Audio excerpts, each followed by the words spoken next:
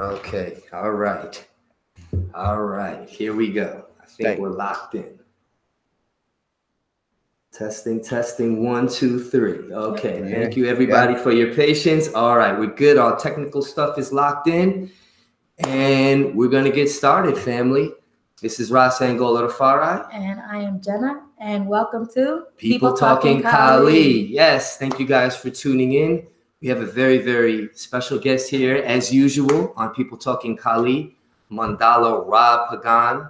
He's stationed out on the West Coast in California. You know, one of the things I realized is most of us on the East Coast, and that's why we're doing this show, we may not be familiar with our brothers and sisters in the community in different parts. So this is going to be a good opportunity if you're not familiar with Mandala Rob to get to know him a little bit better. How you doing, Rob? How's everything? Angola, what's going, dude? It's going Hey. great. Miss Queen, how you doing? Hi, Uh, how are you? Everything's going great out here. Actually, I wish there was be some more sun in California, but We know you guys had a big earthquake out there. Yeah, it was actually this is the second one we had. This one was a 7.1.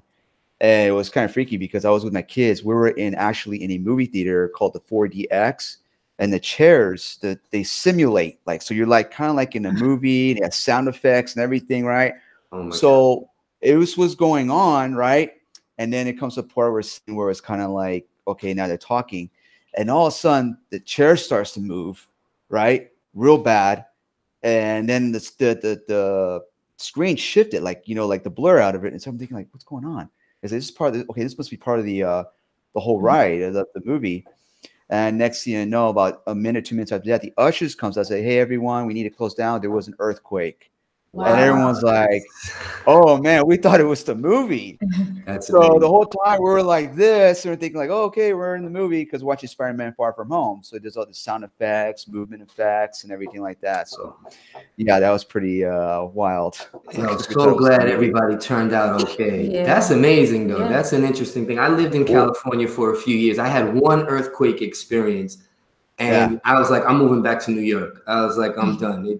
That's not exactly how it happened. Well, it's so West Coast over here because when the people got out, everybody was just all laughing and everything, like nothing was happening. Everything was all good. And we were like in a third story, area. And I'm thinking like, everyone's laughing and laughing about it. I'm like, no, let's go. I got my kids. Let's get in the car. Let's get out of here, So footwork during an earthquake. I could only imagine with that. Now you're a diehard if you're in the middle of class and an earthquake goes on and you tell your students, keep training.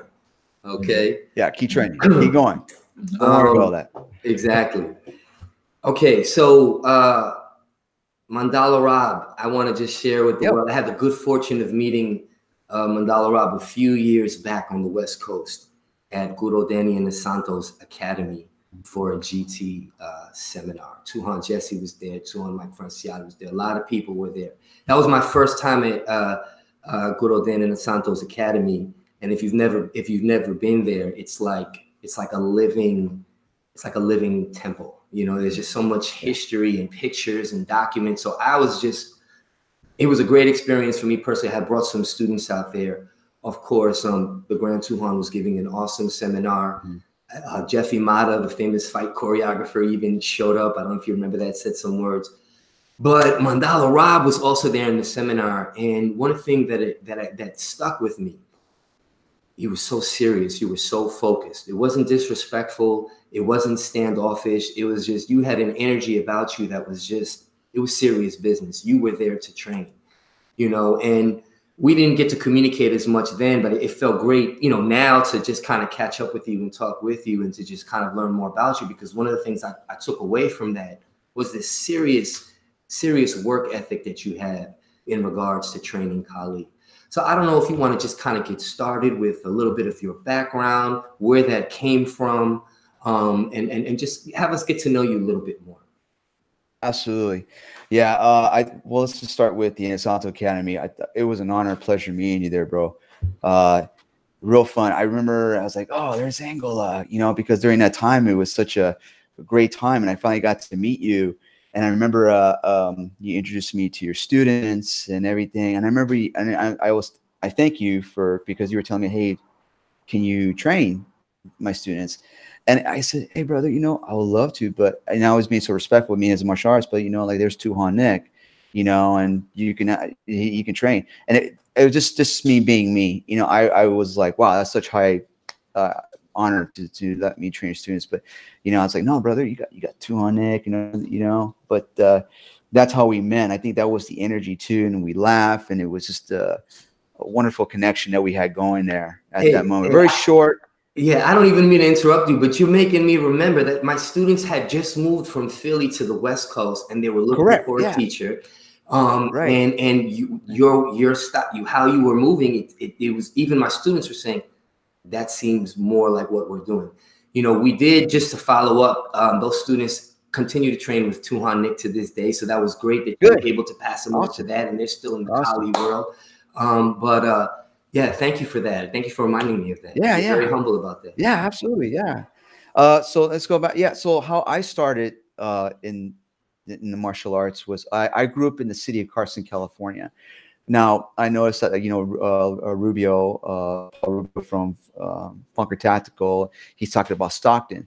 So in the west side of California, we have the Bay Area, like San Francisco, right? And then like right in the mid California, that's where it's like Stockton from here. And then you have Los Angeles. So there's like 3 huge Filipino communities. The Bay Area, which I could say San Francisco is like part of, that's Stockton's part of that Bay. And then we have the lower of Los Angeles, and then there's San Diego. So in Los Angeles, so city of Carson is huge. It's huge population Filipino, Hawaiian, Samoan. And that's where I grew up. I was born. I was like the only Latino in a Filipino like neighborhood, you know, and then that's how I started in Filipino martial arts. Was like 11 years old. I had like these other Filipinos, and there's like manongs, uncles, and they were just like, you know, with their sticks. I was like, what is that? And I was like, you know, and I was too young for that. And then when I grew older, I started seeing more of it. And then Guru Danny Santo and then Guru Richard Castillo lived on the other side of the block of me in the city, right there, just literally on this side of the block. So they had the Filipino Kali Academy, which was right there. And then they closed that down, and then they renamed it, which was the IMB Academy. And I started when I was like about 12 years old at the IMB Academy with Guru Danny Santo, Guru Richard Castillo. And that was my journey to this day. I was training from 11, 12 Filipino martial arts, and I'll say the JKD FMA, but seeing all these great teachers all the way to my adulthood. And I learned my primary, Guru Dan moved, and then I was with Guru Richard Castillo. And Guru Richard Castillo, you know, I come from a broken family. And my grandparents raised me and my mom. And Guru Richard Castillo was like my father. He would pick me up in front of my grandfather's house and then take me to his house and talk about responsibility. And I see all these books of Bruce Lee and everything, and teaching me the culture of, you know, the Filipino of martial arts, and also teaching me to be a man. Wow. And take your own responsibility. Yeah. So and that led me that like you were going to a school, you started to develop a personal relationship with these guys. Yes, they are everyone. You know, uncle. I mean, they're uncles. You know, and that's how I started to this day. And it was so great back in those days because Southern California was a melting pot of these martial arts instructors who were all genuine, and they will gather at a home or house, have barbecue, have some good pig, good food, and he has some masters from Kajikembos, masters in Kempos, masters in Filipino martial arts, and they would just have a great time and share each other's martial arts with no politics or anything like that. I think the most important thing of all of it was just being genuine. Wow. You know, yeah, it was gold. It was wonderful at that time. I got so many questions just on that. So Carson City, we're hearing a lot about Stockton, but you're saying Carson City was also an environment that was it was a breeding ground for martial arts at that time. Yes, yeah. Now, that's where Guru Dan. That's where it came down.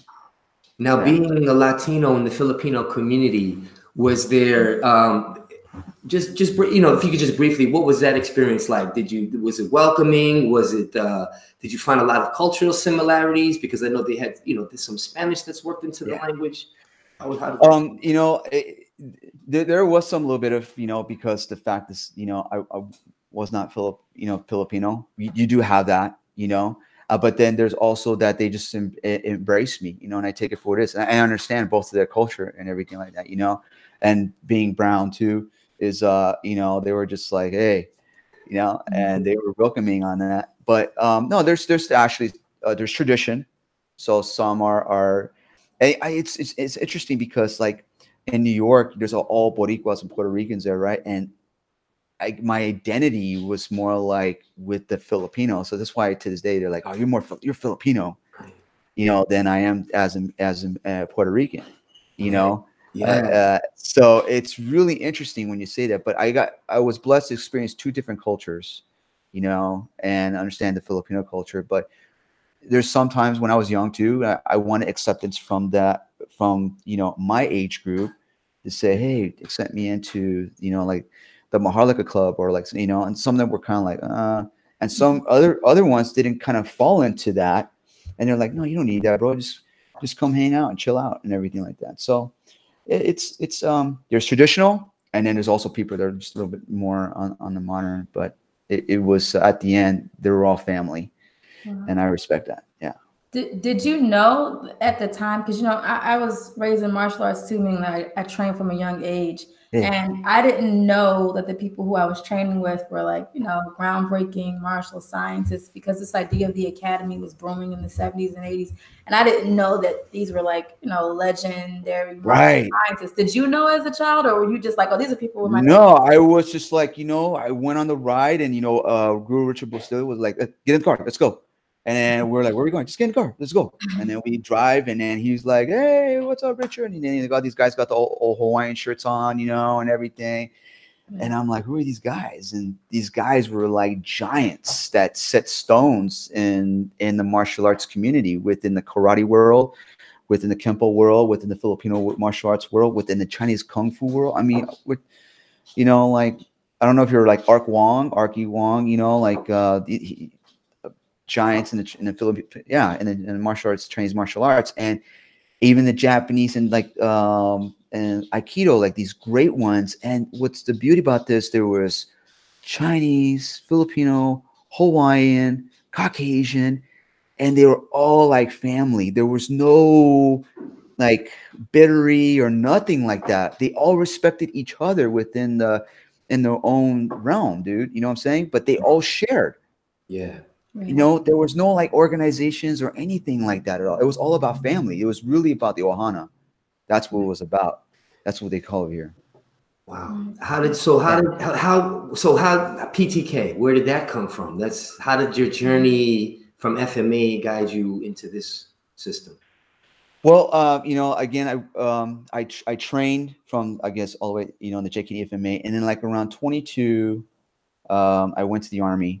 And then I came back at 1999, I left, and I came back in 2002. And after that, I said, I want to go on a journey. So I started training other martial arts. I tried American Kempo. I went to Chinese Wing Chun Kung Fu. I went to Silat, and I was just hopping. But something wasn't like, clicking, And I always wanted to, get a black belt, believe it or not. I never finished, right? But I was just on that journey and that path. And then finally in 2008, I went back in the military. And at that time I said, I'm going back to Filipino martial arts, because it's just ingrained in me. It's what it's already there.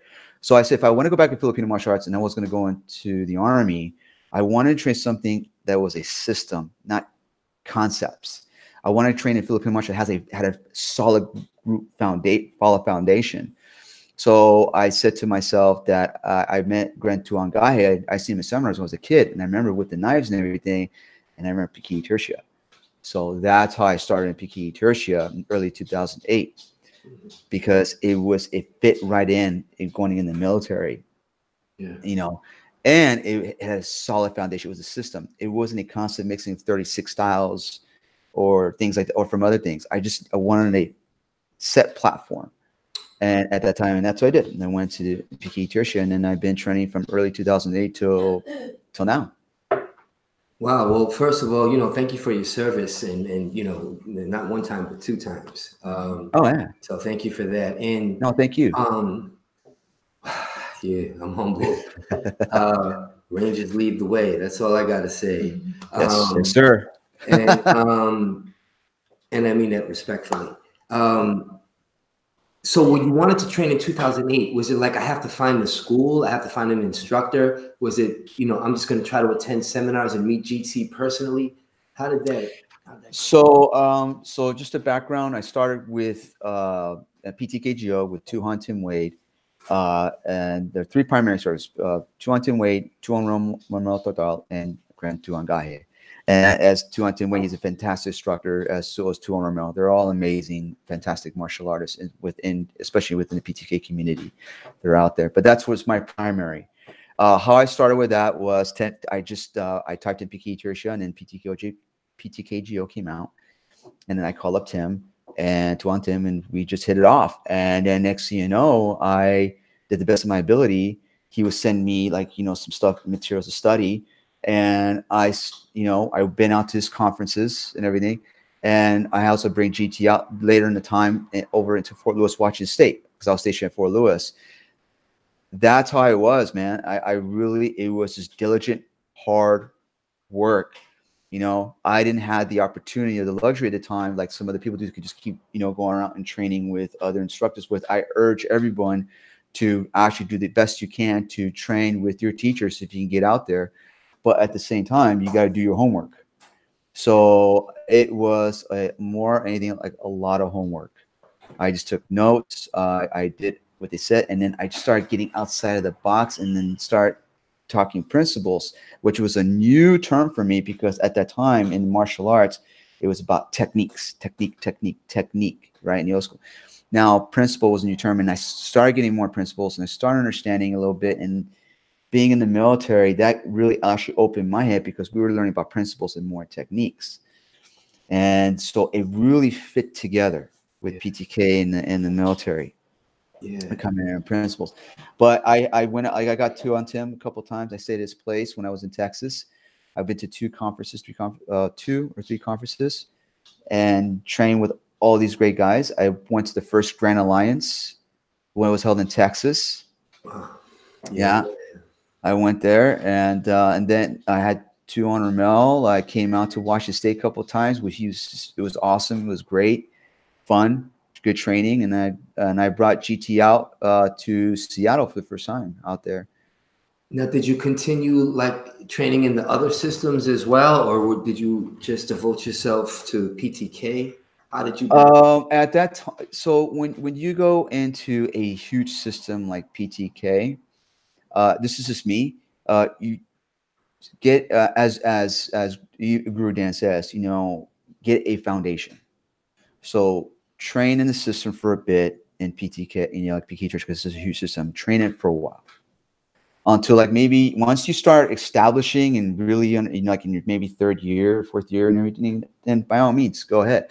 But what I did was when I trained on the systems, I was finding something that was within that same circle, which is Silat. Right, we all do. And so, but I was training at the time primarily PK Tertia from those times. Yeah. You know, you're sparking interest here. We're having this conversation. I respect that training regimen. And you bring something interesting. I remember when I first moved to Philly from New York, I had been training exclusively with Tuhan AK at the time.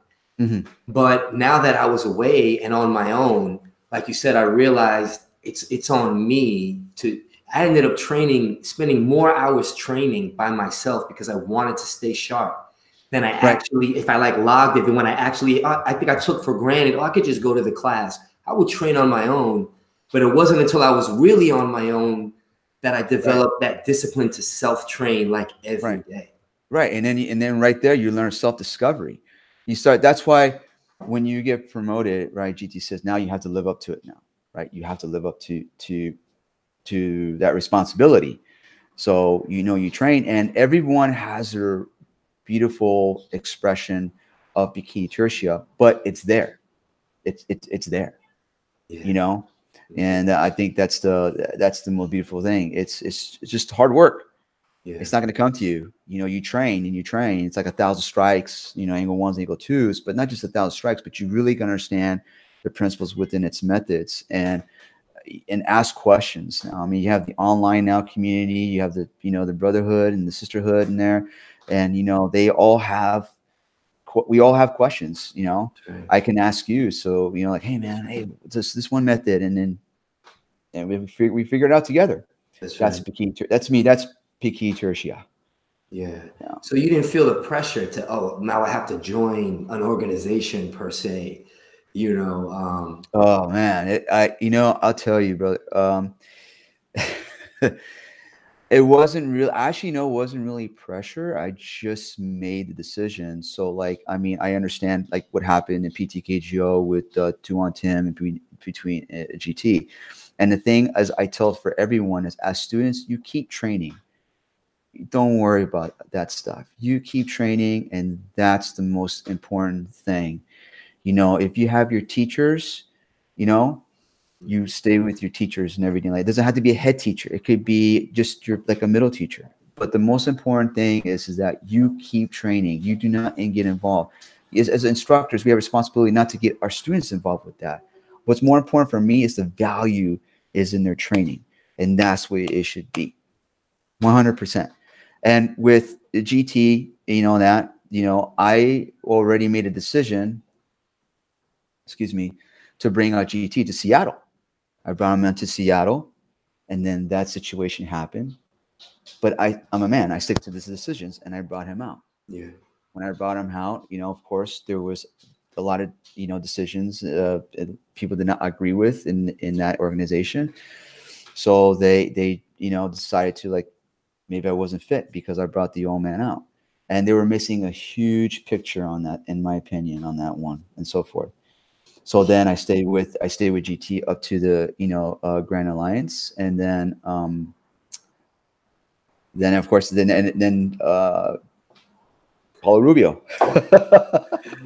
Okay. Yeah. So yeah. Fast forward. Let's go. Yeah, let's go. Okay. So it had nothing to do. Here's the thing. The most important thing is your values to make that decision.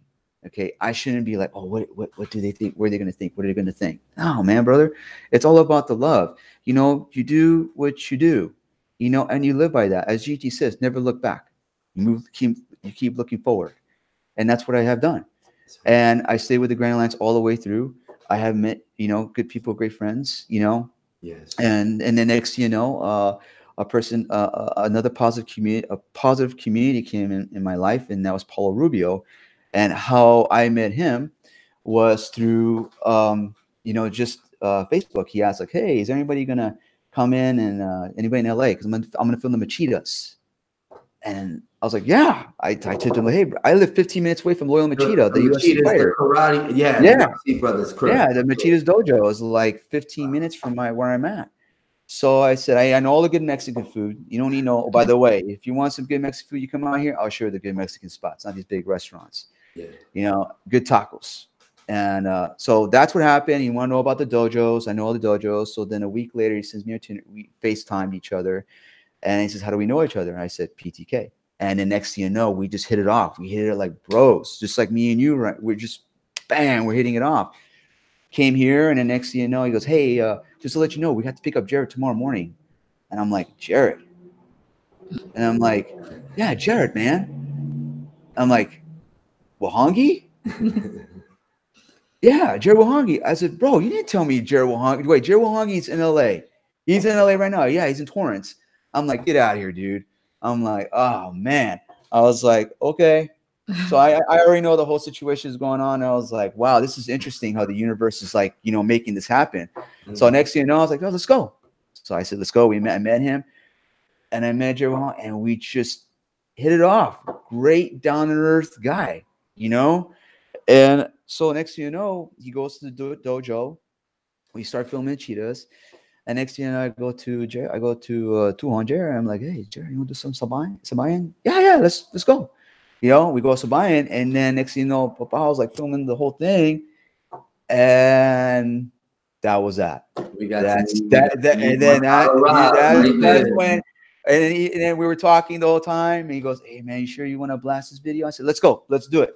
Let's blast it, you know?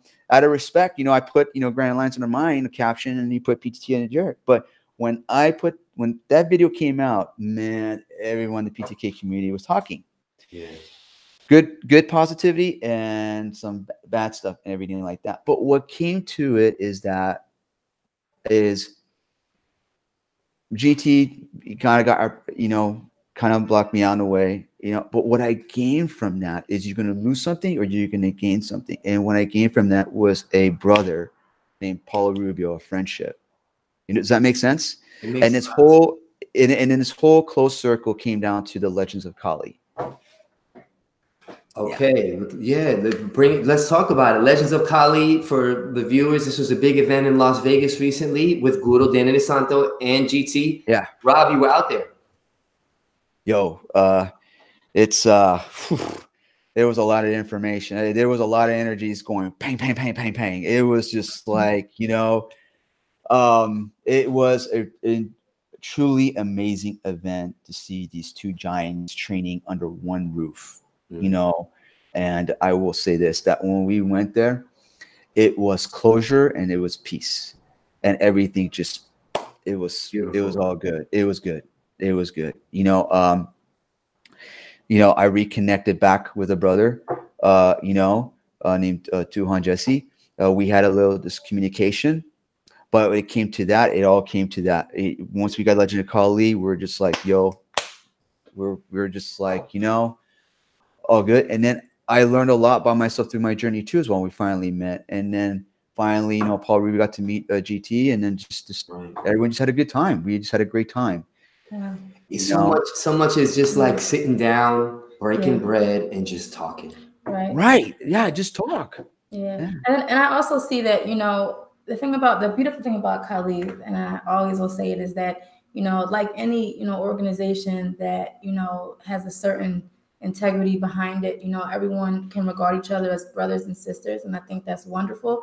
And I think that because that's the backbone, no matter what group you're a part of, if you are carrying yourself as your highest self around other people who are practitioners, then people tend to, let their guard down based on whatever political things might get in the way. And I think that people learn to just, move forward. So I think that's just always the beautiful thing, is that if you're being your higher self, and, it always kind of works itself out. And, at the end of the day, it's about the training. And when no matter who you are, whether you know someone or not, if you're crossing sticks, then that energy exchange, especially if it's a positive thing, that kind of overpowers anything that might get in the way. Yeah. And that's called passion. That's just straight passion. That's how when I teach and I talk with passion, and it's just, the most important thing is just love everyone, dude. You know what I'm saying? If you just love everyone, everything's going to be okay.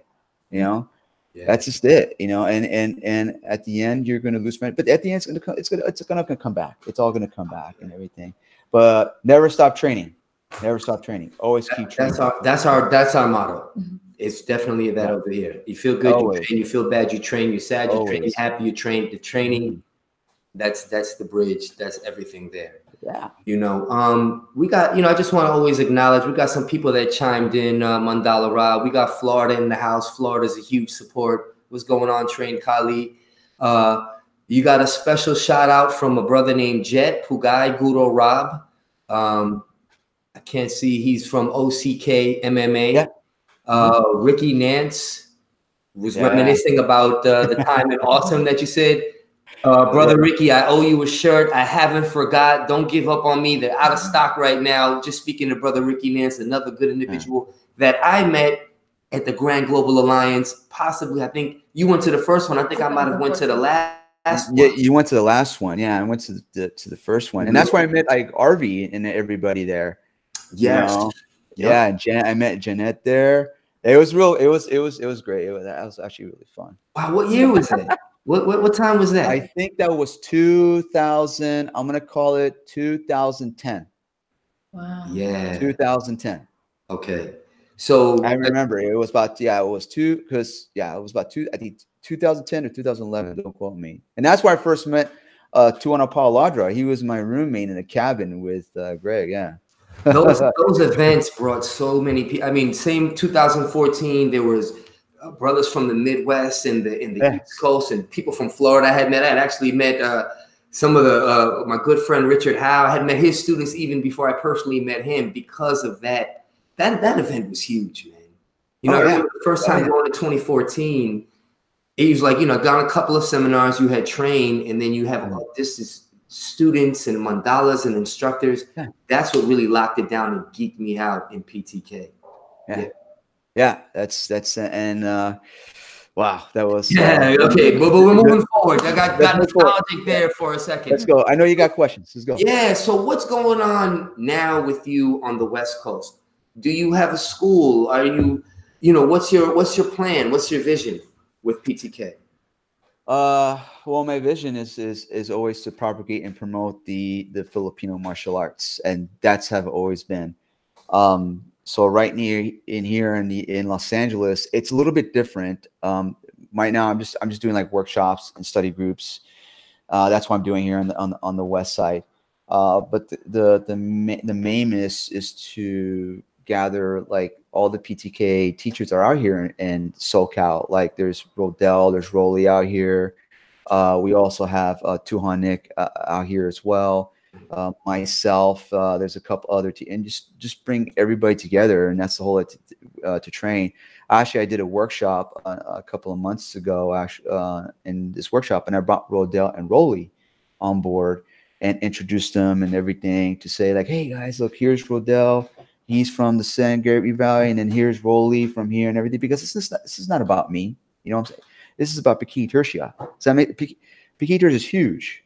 So that's the goal. The goal is to train and propagate, promote the Filipino martial arts as much as I can. Of course, my main goal is to have a school and to teach, because teaching is my passion. So that's what I'm doing right now. It's a whole new ball game for me. Thank God I have my queen, my girl, who's works in the Sony Picture Studios, but she's a hustler. She's a survivor. She knows. I've been so used to a system getting a paycheck, right?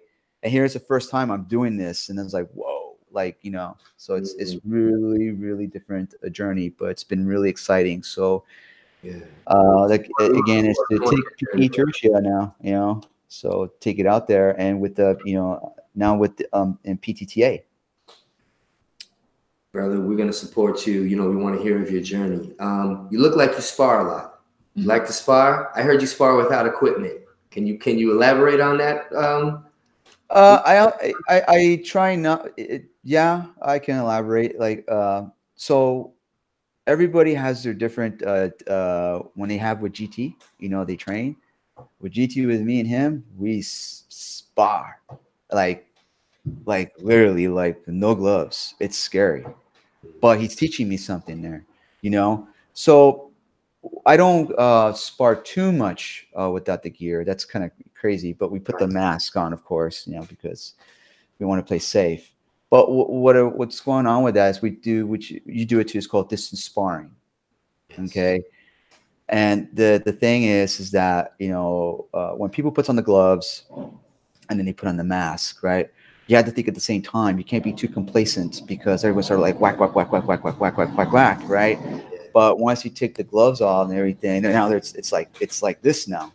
Now they're like, oh shit, I don't want to get hit. That's right. Because once they feel it, they're like, bam.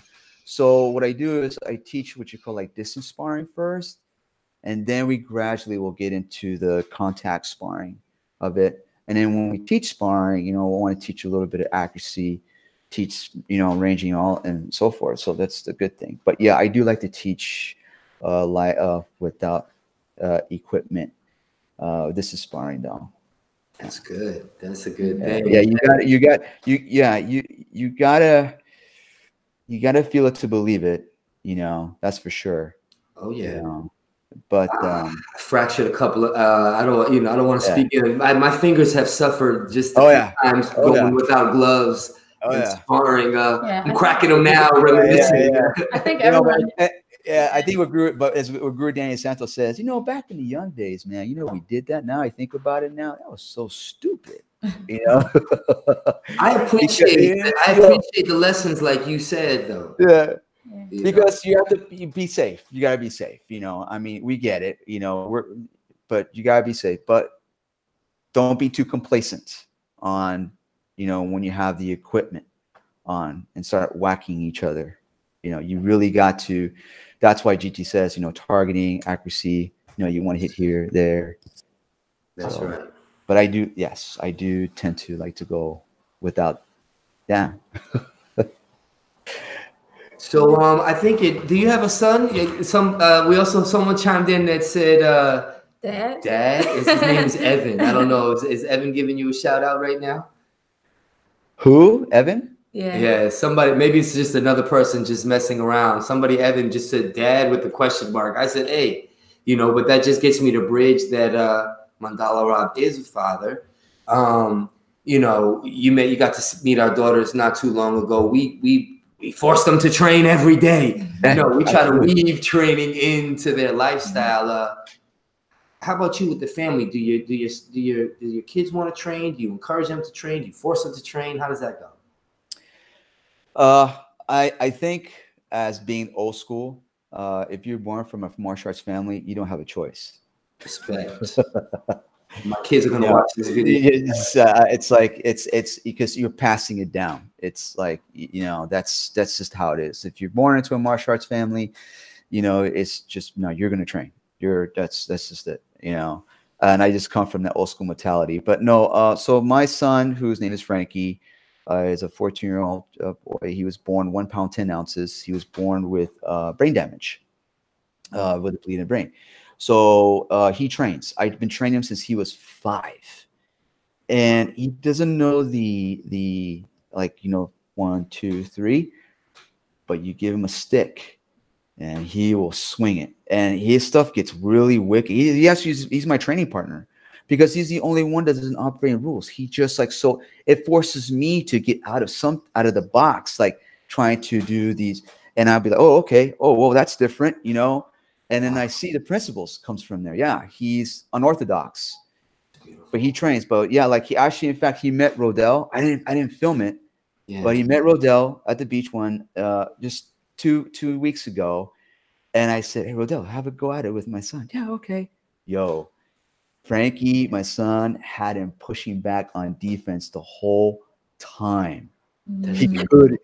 He was doing like, my kid was flipping the stick. You know, where you come like this. Yeah. He was doing like that. He would just come, and Rodell's like, oh, and he just kept coming at him like hard, my son. You know, because my son doesn't understand about soft yet, but he'll come at you. That hits me in the heart, brother. That hits me in the heart. You know, I work with the special needs population, and to do that. More power to you, bro. More power to you, brother, about that. What Kali can do. I'm just so glad you're doing that, bro. That's beautiful. Yo, it works. It works. Kali is a cognitive skill. It definitely works. My little one, on the other hand, not so much. He's all about the love. So he likes to yeah. You know, so it's all good. It's all good. You know, like I said, for some of the kids, Jenna has she works in a preschool. She has literally preschool kids training under. We have an instructor, brother Lakan Guru, Ricky Mel. He works with them. Jenna works with them. Awesome. They can't understand conflict, aggression. Well, they can, but not in the way the kind of advanced studies that PTK brings. So they make the drills a lot of fun. Absolutely, yeah, absolutely. And it's, I mean, like I tell everybody, is that, you know, it's an art form. The combat's already in the art, so the drill is already there. So yeah, you got to make it to a point where it's, you know, it's fun. And I think it's a beautiful thing. Like when teachers actually create this platform for the kids, it's really awesome to see that. Beautiful, brother. We got a question in the house for you. All right, first of all, we got Teresa's in the house. Is that our Teresa from Philly? I don't know. That's a good question. Welcome, Teresa. We have a student, Teresa, that also trains with us. Train Kali is asking, with your exposure to different FMA, what do you feel is the bridge? What I feel is the bridge of all the FMA community is just being authentic and just being yourself. You know, the bridge is no art is superior. That's for one. Nothing is superior. everything is superior, you know. And from what I gathered is it's really about just loving everyone and loving the art, you know, whether it could be Balintawak, Arnis. There's so many FMA systems on there, and just get together. I mean, it's happening right now. It's happening as we speak. You know, everybody's getting together from all different family systems and everything. Like I said, nothing is inferior, you know, because at the end, it's about the community. It's about loving the community and loving everyone and supporting everyone in the community, whether you're brown, black, white, you know, Hispanic. But with her in that question, it's all about being real and authentic, and no art is superior. So yeah, I think that's how, and I don't know if we're interpreting it right, but that's definitely how we got to create bridges. Yeah, absolutely. Yeah, you know, and some people, you know, what it is too is like a lot of people like, okay, maybe the method doesn't fit for them, and they might go into this art because one word, philosophy. If they might like their philosophy compared to this other martial arts philosophy, it has nothing to do about like, well, the way they move their stick, or this, I don't like that. That's not real. No, I really believe it's the philosophy and with the instructor, you know. And some people agree to I like this philosophy, you know. It may be not combative, or maybe like, you know, some people sees it, but it really is about having that philosophy, and the student chooses what they choose. So like I met so many Filipino masters, and they're just awesome. They're all awesome. But I've been in Peking Tertiary for so long, you know, just stayed. You know, I just stayed with it, you know, and that's you know, awesome. I've also did JKD FMA, and there's a lot of stuff in there too. There's a lot of stuff in Balintawak. The thing is that you just got to find time. You got to find time to train. Right. So that's what about, like, I want to train in Balint. I want to train some Balintawak, you know, like there's a person named here, Master Nene, who's here. But it's just about having time. And then right now it's like, you know, like I got a lot of stuff going right now, so I just focus on, you know, just right now Peking Tertiary. Does that make sense? It makes a lot of sense.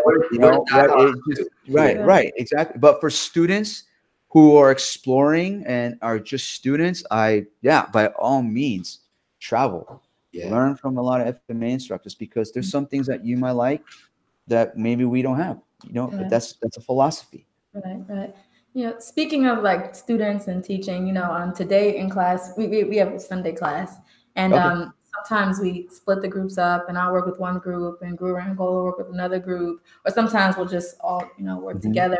But like, you know, we're definitely we have two different teaching styles. I mean, we're pretty similar, and we always make sure I check in with my instructor to make sure that I'm on the right page. But what kind of teacher are you? Like, how do you deal with students? Because, you know, you do have your son, and then your queen trains. But and just to add to that, because we were actually talking about this today, what we noticed is I'll throw you in the water, and then I'll sculpt down.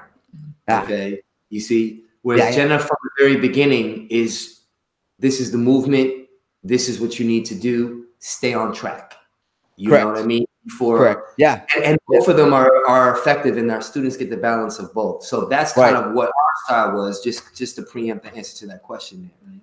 So how I train my student, the way I train students is it's really super foundation, footwork, you know. And what I do is how should I put this?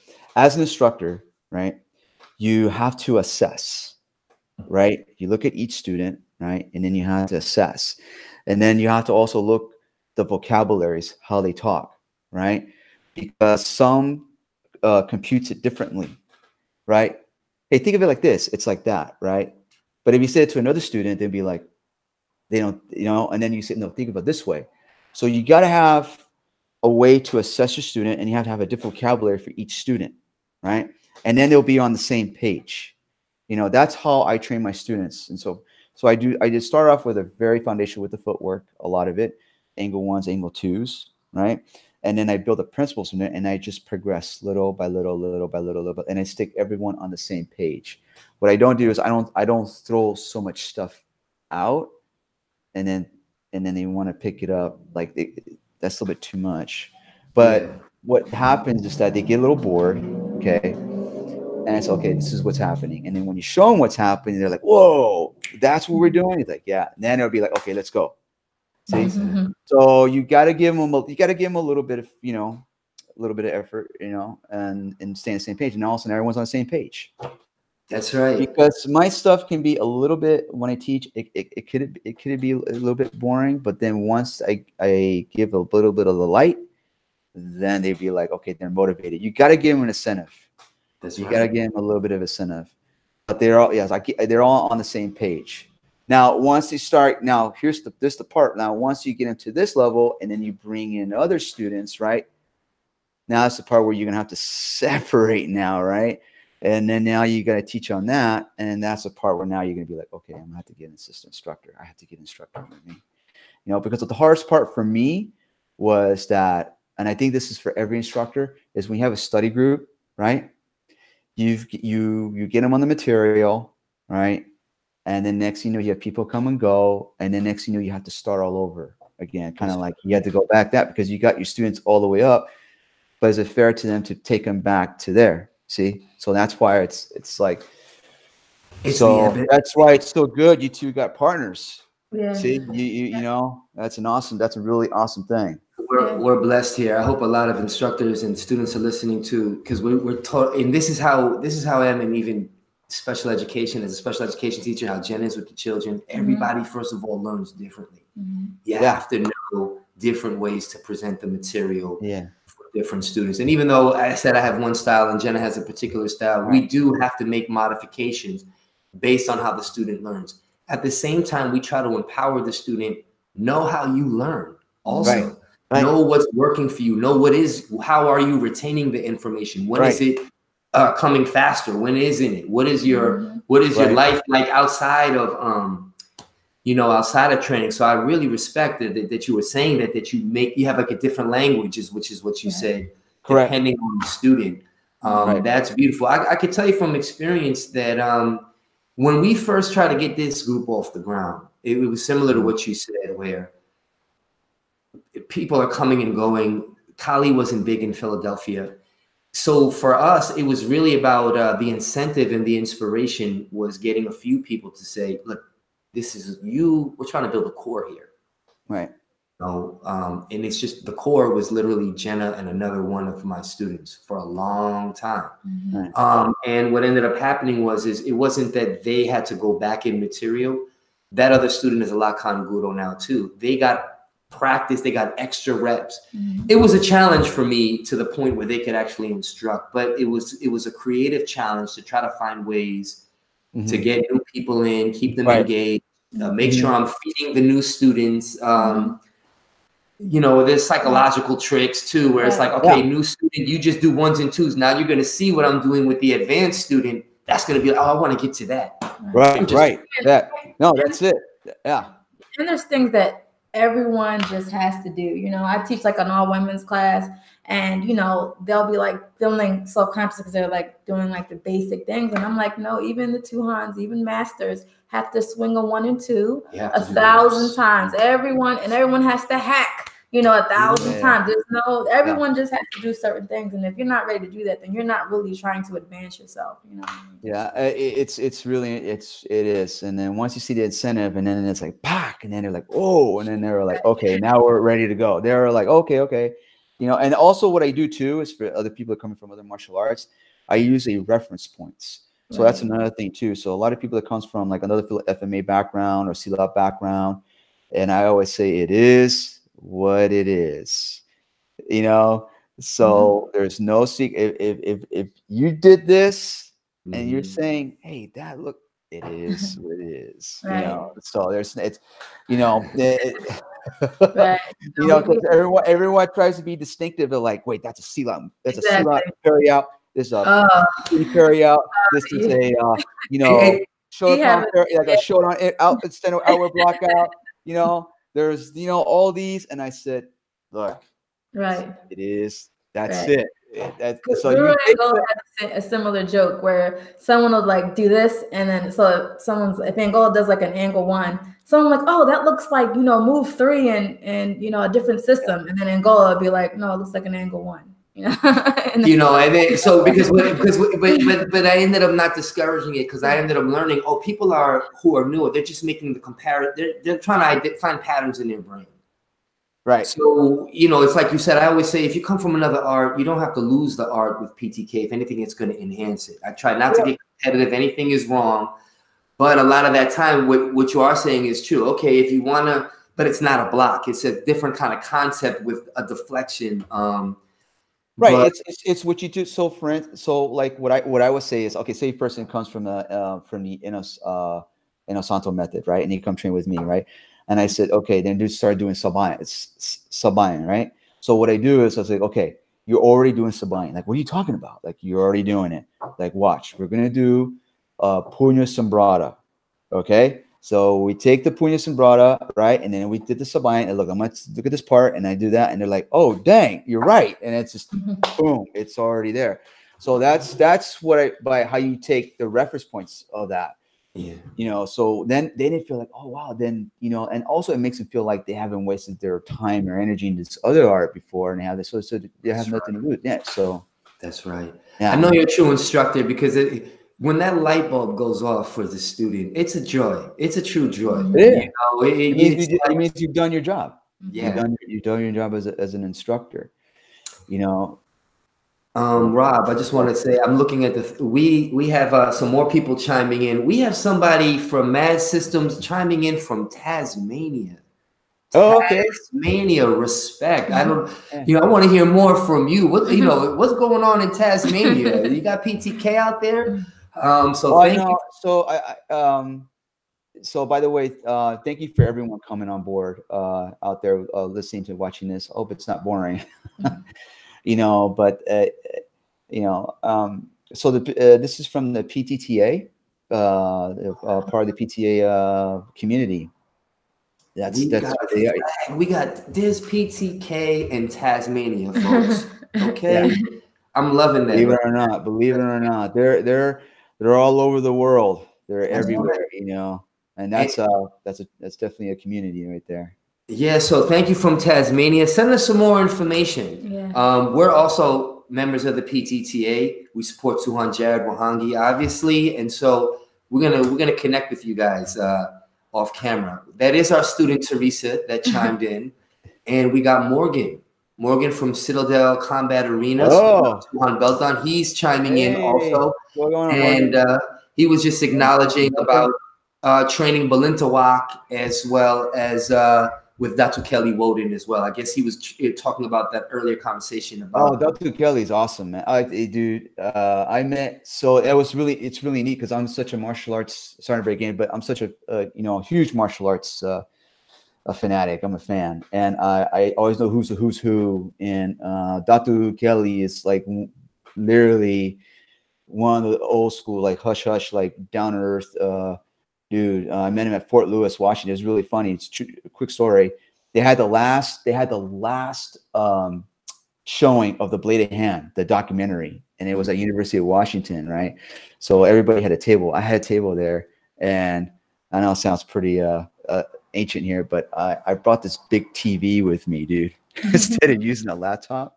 So I brought this big TV, and here's Datu with a laptop showing his stuff. And that's how we met and everything. And he trained the first Special Forces Group guys. And that's how we just, I'm at 2nd Bat 75th Ranger Regiment. And then that's how we came up. But great dude, great guy. He's above and beyond the level and everything. So much respect to Datu Kelly Warren. You touched a lot of hands, Mandala Rob. You got to meet a lot of people. Yeah. You said starting since 12 years old. Yeah, it's been an interesting, it's been a wonderful journey, and seeing all these great martial artists, and and how my journey took me through PTK, and how everything is just growing with and so forth. And I went into PTTA because of this wonderful community of support, and that's what's about, is about supporting community. I mean, if you're going to make it as also as a martial artist, right, you want to have a loving, supportive community, and that's, I come from a teamwork. Yeah. And team, to me, team equals community. You have to have a community. And I'm very thankful that I have really positive like people in yourself that's helping me, and supporting, and it's an honor being on this show. I'm getting very passionate. This is what I'm talking about, being passionate, getting a little sentimental here. Well, I say this for all PTK, but I want to just address that too. The PTTA is a very special group of people who are very welcoming, with open arms. And I would say that for most of my experiences, but I do know what you're talking about with that particular organization. Yeah. Beautiful people. I'm glad you've been received.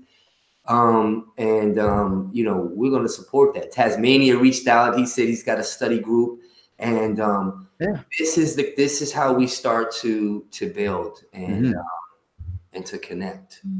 It's what's all about, man. That's why I made the move to do that. And like I said, when I talked to Paulo Rubio, everybody, just the community, and that's what I want to go into. But now I believe we're all coming together. Everybody's coming together. I sense it. It's there. And, I love everybody in the PTK community. I love everybody out there. And then when I train, I'm like, this is who I am. I'm authentic, real. But when I train, it's game on. It's really time to go to work and everything. So that's why you see me with seriousness. And when I train, it's because I just love to train and I get to it. But when I teach with passion. So I don't impose as try to, when I do my stuff or do my sticks, like he's right. I just teach as who I am. It just. If you haven't seen Rob, I'm gonna say it. Eventually we gotta get you your YouTube channel and your website. But look for Rob on Instagram. Rob, send me that information on Facebook. Absolutely. Any of his clips. I'm saying it personally. There's something about the way he moves, the way you move. It's natural. It's organic. It's deadly. It's scary. But it's authentic. It's who he is. Yeah. And so I see the ferocity in it, but I also see the discipline. I see the respect, just in how you move with the stick or how you move empty hand. So I definitely want to support that there. No, thank you, brother. Thank you. Oh, another thing, I also have Kali LA, which is on Facebook. This is my group page. And the aim for that is looking. This is going to happen is to find Filipino martial artists out here in Los Angeles who has never been silent. So I'm working on that project right now to find these great Filipino martial art instructors here in in Southern LA. Wow. Yeah. If you connect with any and they want to come on talk to some Kali, let us know. Let's go. Couple of last questions for you, Rob. Yes, have you ever thought about competing? I think I might have seen that. I didn't want to misread that. Competing in a cage, MMA style or Dog Brother style. Is that something that you were interested in? No, I'm still interested in. So here's how it works. Like when I got on board, it's called Black House MMA. I realized that there was a lot of stuff. You got to put things priorities in order first. So right now that's on the list. But yes, I do want to fight Muay Thai kickboxing and also compete also like in the stick fighting. Wow. So that's definitely on the list. It's there. But right now there's things I had to want to, take care of first, which is, getting my Piki Tertia out there, getting the Piki Tertia, get training, teach students. And then once I get that settlement established, then I'll go into that, because that is a commitment right now. Yeah. That's like a 110% commitment. So if you know yourself, you cannot give that commitment, then you just stick to your plans. But and that's on the plan. I love to fight. Oh yeah, I love to fight. That's why I wanted to share that actually, because you're no joke. You're willing to get out there. You're not afraid. Oh yeah. No. More instructors should not compete, but you got to get out there. You got there. It's great. I love to fight. I love to box and everything. You get knocked down, and you get back up, and then that's it. Shake it off, and just keep training. There's always somebody better you out there. There's always somebody better out there. Yeah. Yes, sir. And is there any advice that you would give to someone who's watching who, may not have been training since they were 12, or maybe is training in their 12, but is just beginning their PTK journey, and might be looking for motivation, looking for a group? What advice could you give to that person? Absolutely. Number one, listen to your teachers. Okay. Respect your teachers. Listen to your instructors. Okay. We, as myself, I am not perfect, but I listen to my instructor. And then when I got old, I'm an adult now, but as for students, listen to your instructors, do the work, right? Don't question, right? There's a reason why they're telling you this. Okay. And then once you start training and you start seeing it, then you can start asking the questions. And it's sometimes not pretty. You just got to do it. There's a reason why I'm making you do it. So as I always say in the military terms, you just don't got to love it. You just got to do it, and you suck it up. But number one thing is, no, for new students, stay with your teachers, respect your teachers. That's keep beautiful. training, and love everyone. Okay. But one thing is, I urge for all instructors for out there is that, keep them out of the politics.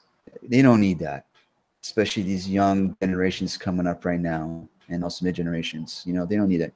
Just keep training. And if they ask you, they say, hey, Sensei, Sifu, Guru, I want to train at this other school. Be happy about it. Yeah, sure. At least they're not quitting, and they're continuing training. That's the most beautiful thing. It's not the fact that you haven't given up, and it's not the fact you do anything wrong. It's just them. Let them, So be authentic, be real, respect your teachers, love your teachers, do the training. They're helping you. Okay. And be patient, patience and discipline. Yeah. Those are beautiful. That's that old school way. Right. I'm super old school. I'm super old school, bro. I am really, really, really super. And the training I do, and I speak on everybody. Like when I bring if I bring my kid in, right, and the sensei saying something, I'll be like, I say, hey, listen to your instructor right now. Quiet. I said, once that you cross that mat, you don't belong to me. You belong to him or her. So I'm really salute on that, brother. Wow, respect on that, man. Just to follow up, Citadel Combat, Brother Morgan is inviting you up to Portland. You guys are close, so hopefully you guys can connect outside of here on your own. 200 Belton is obviously up there. He's up there. Morgan's a big support. I know. Why is this? Oh man, who's the brother we're going to bring him out here? Lamont Glass is also up. Yeah, if I'm not mistaken, in those parts too. And so you got a community on the West Coast that's inviting you up there, good brother. And just to close out, Tasmania is saying a big thank you to both you and Mandala Rob. It's been a great conversation with lots of great information. Love from here, Tassie. And there's a lot of commonalities between our mindsets. That's why we're having the show, folks. We just got to get to know each other. We just got to get to talk. What I love about Mandala Rob is sometimes we have the big names, the big organization. Guy's been doing this for 20, I don't want to put any dates on it. He's been here for a while, touched hands with most people, but you might have never heard of him. And so we want to support you, brother Mandala Rob. We thank you for coming out here and taking the time. If you have any final thoughts or words for the people or the community, I know you closed out on some awesome stuff, but just you have the last say here. Oh man, I look forward to training with all of you, and let's just have fun and play, just like you, Angola, you too. Yeah. Yo, that time is gonna happen, good brother. We're gonna either be out there, or you're gonna come out here, but we're gonna get down, and it's gonna be a lot of fun. Hey, I'll tell you what. All right, when you touch sticks, it's all about the connection. That's right. When you stick and stick, you connect with the person. That's where the flow comes in. Okay, and then once you get into it, then it should be about your passion. It shouldn't be, you shouldn't be thinking about like, okay, I'm gonna do this, I'm gonna do this, I'm gonna do this, and do that. No, just let it flow, let it come out, and then you see it, the authenticity, you know. And that's how I do it. That's how I train. Like, okay, I'm gonna connect with you, and there we go, boom, boom, boom, boom, and we just that like butter, you know. It's just like, you know, you can cross sticks once with somebody, and you know where they're at. Yes. You get to a certain point. Yes. Say, well, is this person having a bad day? And relaxed, you know, Yeah. and like you said, when it's game time, you can't be preoccupied with that. No. But I'm with you on that, good brother. There's a lot of transference of energy. There's a lot of unspoken nonverbals happening with that exchange. Exactly. So I like to, you know, like you said, I don't mind getting beat up, getting tagged. I'm gonna go 100%, and then we're gonna laugh and show that that's how warriors should do, man. That's how warriors do. Absolutely. I mean, look, man, I've been in the military for over 12 years, and I've seen it all, man. It's like, dude, why is everyone sweating it? Yeah. Why are you all sweating it? I always say this, look, man, if you want, I always say, well, there's always the Middle East. If you want to go over there, man, this ain't nothing compared to over here. You know, that's why I'm saying it's like, I don't understand. Everyone should be thinking about just focus to train, you know, and just get together and just have a beer. Exactly. Looking forward to doing that with you too, good brother. Yeah. You know, we want to thank everybody for tuning in. All right, from wherever you're at, you know, your participation and your support. We're doing this for the community. It's not about us. It's not about the guests. It's about all of us together. Collective development. Any last words on LG? Thank you all for your comments and continuing to be a part of our discussion. And thank you as well. We appreciate having you. And you know, a lot of times it's my first time meeting the guests, so it's an honor to meet you, sir. And I look forward to meeting you. Likewise. Thank you, Your Highness. Thank you. And with that being said, we're gonna talk. Hang on, Rob. All right, we're just gonna close out here. Loyalty, wisdom, respect, life, health, and success. Thanks for tuning in.